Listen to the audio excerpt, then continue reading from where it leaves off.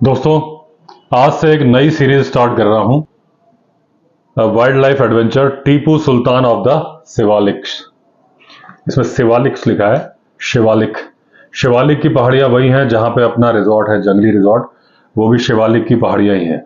और ये कहानी राजाजी नेशनल पार्क के बारे में ही है। ये बुक लिखी है अमृतराज क्रिस्टी विलियम्स ने और उसको फॉरवर्ड किया है प्रेरणा सिंह बिंद्रा जी ने। इसके पब्लिशर हैं speaking tiger books, new Delhi से। ये कहानी है दोस्तों 1990s की। कहानी क्या है? रियल लाइफ एक्सपीरियंस है। मिस्टर अमृतराज क्रिस्टी विलियम्स, जो कि एशियन एलिफेंट के स्पेशलिस्ट थे, उन्हें काम सौंपा गया कि राजाजी नेशनल पार्क जाके 8 हाथियों को कॉलर लगाएं, क्योंकि उनके बारे में स्टडी करनी थी। तो जिसके नाम पर यह बुक का नाम रखा गया है टीपू सुल्तान। ये एक हाथी है जो कि सबसे ज्यादा ऊंचा हाथी था जिसको कि रिकॉर्ड किया गया था। एक कहानी उसके बारे में है, और भी कहानियां हैं। और इस बुक की भूमिका में प्रेरणा सिंह बिंद्रा जी कहती हैं, हाथियों को अगर अपना वकील चाहिए होता, एडवोकेट चाहिए होता, अपनी बातें, अपनी समस्याएं पेश करने के लिए, तो अमृतराज क्रिस्टी विलियम से अच्छा वकील या एडवोकेट हो नहीं सकता था।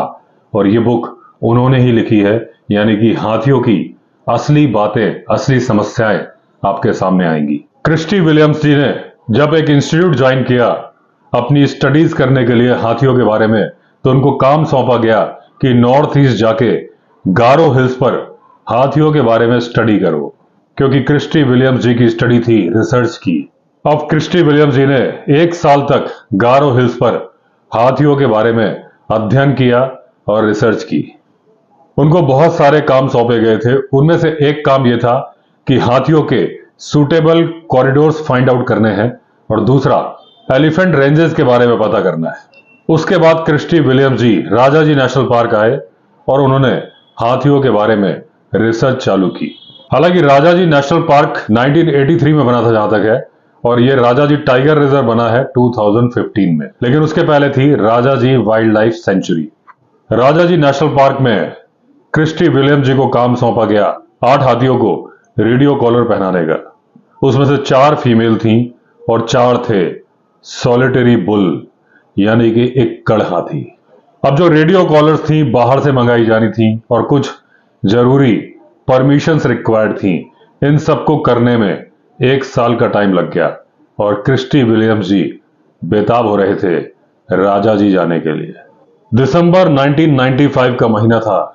डॉक्टर जॉन सिंह, जिन्हें कि क्रिस्टी विलियम्स प्यार से AJT बुलाते थे, उनके पास आए। साथ में कुछ फॉरेस्ट ऑफिसर्स भी थे। उन्होंने कहा, क्रिस्टी, अपने साथ कुछ फील्ड असिस्टेंट्स ले लो और चले जाओ मोतीचूर। दोस्तों, मोतीचूर रेंज का नाम है राजाजी नेशनल पार्क में। Chilla range, Gohri range, Motichur range, Ranipur range, इस तरह की बहुत सारी रेंजेस हैं। हर फॉरेस्ट में अलग अलग रेंज होती है। अब क्रिस्टी विलियम्स अचानक से चौंक गए, क्योंकि वो तो इंतजार कर रहे थे परमिशन का। उनके चेहरे पे खुशी आ गई थी। तो AJT ने कहा कि चिंता मत करो, सारी परमिशंस मिल गई हैं, सारी रेडियो कॉलर्स आ चुकी हैं, अब तुम लग जाओ अपने काम पर। एक बुल एलिफेंट, यानी कि कड़ हाथी है, जो कि रायवाला के पास में रात को फसलों पर हमला करता है, और राजा जी के फील्ड डायरेक्टर चाहते हैं कि सबसे पहले उसे ट्रैंकुलाइज किया जाए। अब रायवाला दूरी पर था। दोस्तों, रायवाला हरिद्वार और ऋषिकेश के बीच में आता है जब आप मेन रोड से आगे जाते हैं। तो क्रिस्टी ने कहा कि जहां पर यह है वहां से रायवाला काफी दूर है, पेट्रोल का इंतजाम करना होगा, बहुत सारे इंतजाम करने होंगे सामान वहां पर लेके जाने के लिए। तो क्या आपने फील्ड डायरेक्टर साहब को नहीं बताया कि वो बहुत दूर है, हमारे लिए दिक्कत आएगी? लेकिन ये अपनी शिकायत दर्ज करा ही रहे थे, तभी AJT यानी डॉक्टर जॉन सिंह ने कहा, हमें जनता के हित में यह काम करना है, कोई इसमें किंतु परंतु नहीं है। तो बात ही खत्म हो गई थी। फिर क्रिस्टी विलियम्स अपने साथ 2 असिस्टेंट्स रामशरण और मेघराज को लेके चल पड़े। अब क्रिस्टी विलियम्स बोलते हैं कि एक हाथी को डार्टिंग करना, यानी कि ट्रैंकुलाइज करना, इस काम के लिए बहुत सारे सामान की जरूरत होती है। उस सामान को कैरी भी करना पड़ता है। सबसे पहले एक टीम जाती है, उस हाथी को लोकेट करती है, ढूंढती है कि वो कहां है। टाइगर को लोकेट करना और हाथी को लोकेट करने में बहुत फर्क है। टाइगर को लोकेट करना बहुत मुश्किल काम होता है, हाथी थोड़ा आसानी से लोकेट हो जाता है अपने साइज की वजह से, लेकिन हाथी को लोकेट करने में खतरे थोड़े ज्यादा है, क्योंकि टाइगर को लोकेट गाड़ी में बैठ के किया जा सकता है, हाथी पर बैठ के किया जा सकता है, उस पर चार्जिंग का खतरा नहीं होता है। हाथी को लोकेट करने में गाड़ी से लोकेट करना या हाथी पर बैठ के लोकेट करना सेफ नहीं होता है। वो दोनों पर चार्ज कर सकता है, क्योंकि वो होता है इक्कड़ हाथी, यानी कि बुल एलिफेंट। उसका नारा होता है, एक बात बता दूं आपसे, नहीं डरता किसी के बाप से। अब जब हाथी को लोकेट कर लिया जाता है तो फिर डार्टिंग टीम वहां पर पहुंचती है, निशाना मारकर डार्ट चलाती है। डार्ट मारना टाइगर के कंपैरिजन में आसान है, क्योंकि टारगेट बड़ा होता है। दोस्तों, ये सारी बातें बुक में नहीं लिखी है, मैं बता रहा हूं अपनी तरफ से कि मैंने टाइगर के डार्टिंग के बारे में भी आपको पहले बताया है कि डार्ट 30 गज की दूरी तक सही निशाने पर जाता है, उसके बाद क्योंकि उसके पीछे एक पंख लगा होता है, उसका निशाना चूक जाता है। टाइगर को अगर वो कंधे के पास लगता है तो एकदम सटीक निशाना माना जाता है। जितना कैलकुलेशन लगाया गया है उतनी ही देर में टाइगर बेहोश होगा, लेकिन अगर डार्ट मिस होके सिर के पास लग जाएगा तो टाइगर जल्दी बेहोश हो जाएगा, क्योंकि उसका ब्रेन नजदीक है। यही चीज अगर उसके पैर के पास में लगेगा तो टाइगर देर से बेहोश होगा, जल्दी होश में आएगा। तो मेन सबसे बढ़िया निशाना माना जाता है कंधे के पास में डार्टिंग के लिए। अब जब एलिफेंट को डार्ट लग जाता है तो उसको बेहोश होकर नीचे लेटने में करीब करीब आधा घंटा लग जाता है, और आधा घंटा चाहिए होता है टीम को साफ करके उसको कॉलर पहनाना, कुछ और मेजरमेंट करना, और उसके बाद दिया जाता है उसे इंजेक्शन एंटीडोट का। अब जो एंटीडोट का इंजेक्शन लगाया जाता है उसके कान की नसों में लगाया जाता है। कान की नसें ब्रेन के नजदीक होती हैं। बेहोश होने में आधे घंटे का टाइम लगा था, होश में आने में लगते हैं केवल 10 मिनट। ये तो हो गए आइडियल कंडीशंस।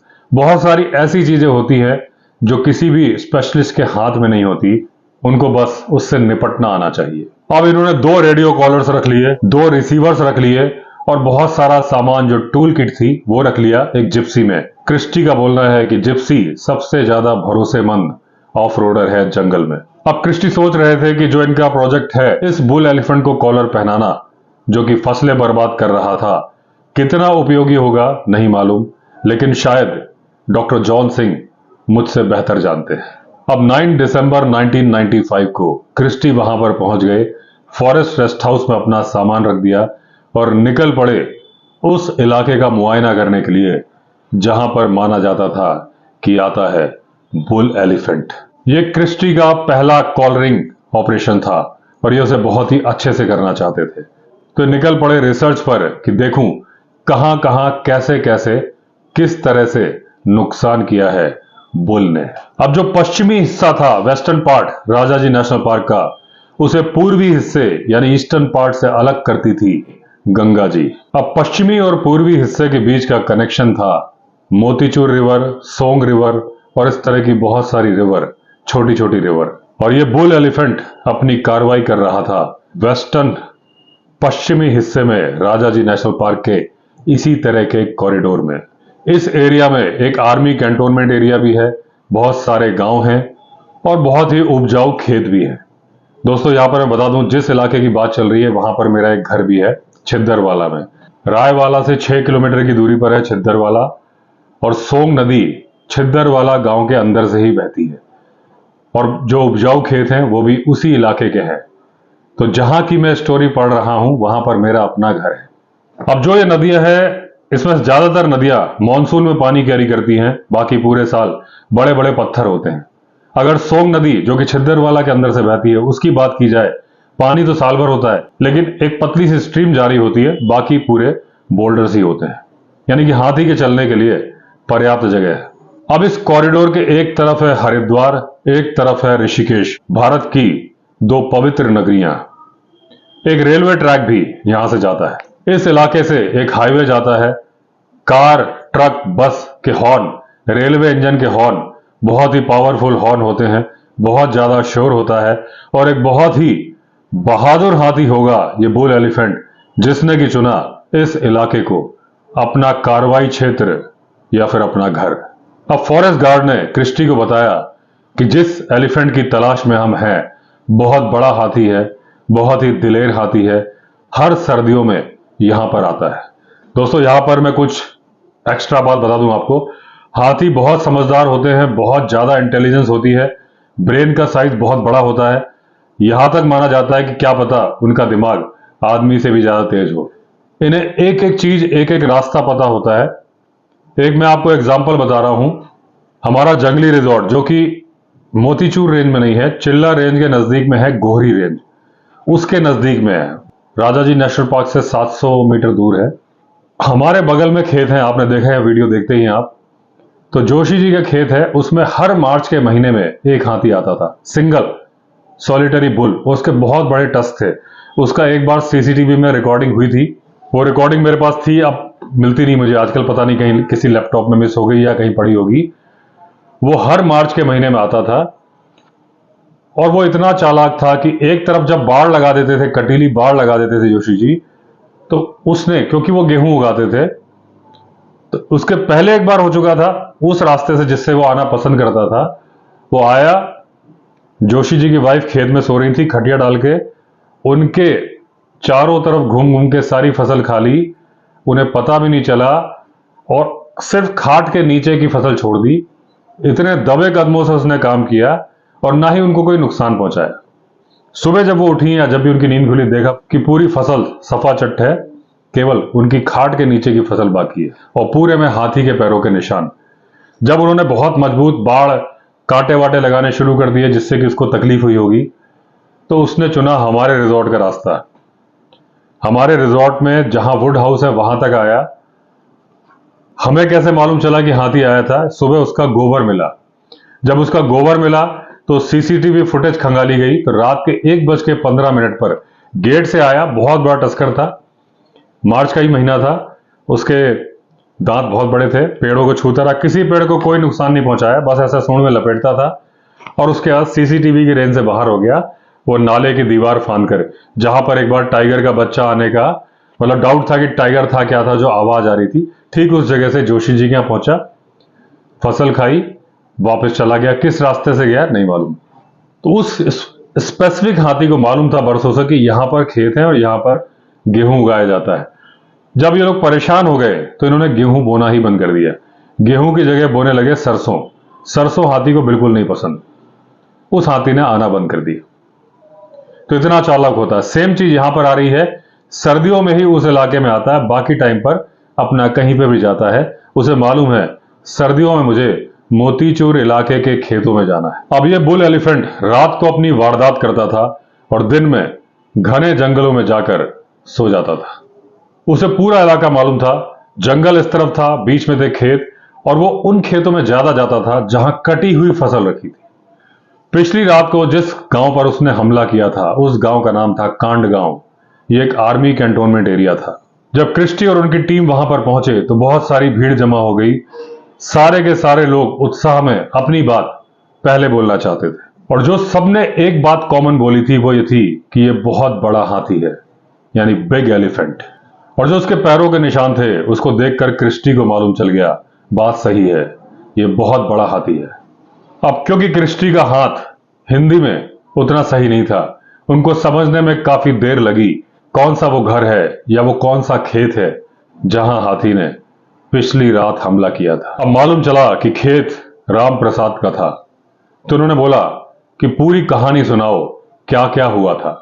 राम प्रसाद की पत्नी और बच्चे उनकी कुटिया या झोपड़ी में सो रहे थे और राम प्रसाद सो रहे थे मचान में, जो जमीन से थोड़ी ऊंचाई पर चारपाई बांध के बनाया गया था। अब इन लोगों ने फसल को काट दिया था, एक जगह पर इकट्ठा करके उसे सूखने के लिए रखा था। थोड़ी सी कटीली बाड़ लगा दी थी कि बकरी गाय दूसरे पशु ना खा पाए, लेकिन उन पशुओं में इन्होंने नहीं गिना था हाथी को, और वो भी बहुत बड़े हाथी को। अब रात को बड़ी ही बेरुखी के साथ उठा दिया गया राम प्रसाद को, क्योंकि वो सो रहे थे हाथियों के पसंदीदा खाने के पास। अब जब वो उठे, आंखें मली, देखा उनके सामने काले रंग के दो बड़े बड़े कॉलम खड़े थे जिन्हें बोला जाता है हाथियों के पैर। हाथी ने कुछ नहीं किया था, इनके मचान का एक पिलर हिला दिया था जिससे इनकी दुनिया ही हिल गई थी। अब खेत का मालिक बेसहारा असहाय होके देख रहा था उसके फसल की दावत उड़ाई जा रही थी। जब किसी इंसान के सामने मौत आ जाती है तो कई बार उसका दिमाग बहुत तेजी से काम करने लगता है। अपने आधे गिरे मचान से घुटने के बल राम प्रसाद निकले, अपनी झोपड़ी की तरफ बढ़े और अपनी पत्नी को आवाज लगाई। अब आवाज सुन के पत्नी को मालूम चल गया कि कुछ खतरा है। पत्नी ने अपने बच्चे को गोदी में उठाया, तेजी से घर के बाहर यानी झोपड़ी के बाहर निकली और झोपड़ी के बाहर निकल के सीधा हाथी की तरफ ही पहुंच गई। लेकिन हाथी ने उस पर ज्यादा ध्यान नहीं दिया क्योंकि उसे मतलब था अपनी दावत से। अब राम प्रसाद के चिल्लाने की आवाज से पड़ोसी भी जाग गए थे। वो भी निकल आए मदद के लिए कि आखिर हुआ क्या है राम प्रसाद को। अब वो जोर जोर से चिल्लाने लगे ताकि हाथी डर के चला जाए। जनरली इस तरह से चिल्लाने से हाथी विचलित हो जाते हैं। अब भले ही ये बड़ा हाथी था लेकिन था तो हाथी, ये भी विचलित हो गया। जहां से आवाज आ रही थी तो यह हाथी देखने के लिए आगे बढ़ा कि जरा सामने तो आओ छलिए, छुप छुप छलने में क्या राज है। और जब हाथी को अपनी तरफ आते हुए देखा तो छलिए जो कि चिल्ला रहे थे वहां से निकल लिए। जब हाथी ने देखा कि वो लोग निकल लिए तो वो वापस आ गया अपनी दावत पर। अब राम प्रसाद की वाइफ अपने छोटे बच्चे को गोदी में उठा के तो आ गई थी, बाकी के 3 बच्चे झोपड़ी में ही सो रहे थे। लेकिन इतनी आवाजें हो रही थी कि वो भी जाग गए थे। वो बाहर आए देखने के लिए कि आखिर माजरा क्या है। अब जैसे ही बड़े बच्चे ने देखा कि उनके आंगन में एक काला हाथी सफेद दांत वाला खड़ा होके उनकी मेहनत से उगाई गई फसल को चट कर रहा है, डर के मारे वो जोर जोर से चिल्लाने लगे। अब इस टाइम तक ये बिना बुलाया मेहमान बहुत ज्यादा गुस्सा हो गया और इसने झोपड़ी की एक दीवार पर अपनी खोपड़ी लगाई। अब झोपड़ी को दया आ गई तो हाथी की खोपड़ी लगाने के बाद भी वो झोपड़ी गिरी नहीं। बच्चे जोर जोर से रो रहे थे, सुबक रहे थे। अब हाथी का दिमाग फिर पलट गया, वो फिर फसल की तरफ गया, थोड़ी फसल खाई, फिर उसका ध्यान राम प्रसाद की चारपाई जो कि उल्टी पड़ी थी उस पर गया। उसने उसके ऊपर पैर रख के 2 हिस्से कर दिए, उसके बाद सूंड से उठाया, घुमाया और पटक दिया। अब तक हिम्मत करके पड़ोसी वापस आ गए थे। उन्होंने लकड़ी जलाई और मशाल बना ली। धीरे धीरे सबने मशाल जला ली। अब राम प्रसाद ने हिम्मत दिखाई, मशाल उठाकर हाथी की तरफ बढ़ चला, उसके पीछे पीछे उसके पड़ोसी भी। अब हाथी ने देखा कि ये लोग तो दिल पे ले गए, अब तो ये आग लेके आ रहे हैं। हाथी ने अपनी पुरानी राह पकड़ी और वापस निकल गया जंगल की तरफ, क्योंकि वो सबसे पंगा ले सकता था, आग से नहीं। अब 1 घंटे तक सबने वहां का मुआयना किया, कितनी फसल बर्बाद हुई, कितनी बची। 1 घंटे बाद सारे पड़ोसी अपने अपने घर चले गए कि अपनी बाकी की बची हुई नींद पूरी कर ले। राम प्रसाद की पत्नी और बच्चे उस सही सलामत कमरे में चले गए सोने के लिए। राम प्रसाद आग जलाकर बाहर बैठ गया। अब राम प्रसाद को झपकी आ रही थी, ऊँघने लगा था। अचानक उसे लगा कि उसे कोई देख रहा है। उसने जो बॉनफायर जला रखी थी उसकी जहां तक रोशनी जा रही थी, उस रोशनी के आखिरी में एक काला हाथी सफेद दांत वाला खड़ा होकर राम प्रसाद को ही घूर रहा था। राम प्रसाद ने जलती हुई लकड़ी दोबारा उठाई, फिर खड़ा हो गया, जोर जोर से चिल्लाने लगा। गांव वाले भी जाग गए, वापस आ गए। हाथी फिर वापस। जब हाथी जंगल में चला गया तो इनको नहीं मालूम था कि उसने क्या किया। वो चला गया कैंटोनमेंट एरिया में, गार्ड की हट तोड़ दी और वहां की जो उसकी पसंदीदा झाड़ियां थी उसको खाया। अगले दिन सुबह आर्मी कैंटोनमेंट एरिया के पास में ही उसे जाते हुए देखा गया। अब एक गार्ड और एक सिपाही जिसकी ड्यूटी लगाई गई थी कैंटोनमेंट एरिया और आसपास के इलाके को हाथी से बचाने के लिए, उसने हाथी को डराने के लिए उसके सर के थोड़ा ऊपर से 2-3 फायर किए। अब क्योंकि फायर कर दिए थे, हाथी तेजी के साथ वहां से निकला जंगल की तरफ, लेकिन जाते जाते गांव के मुखिया की फसल से गन्ने खाना नहीं भूला।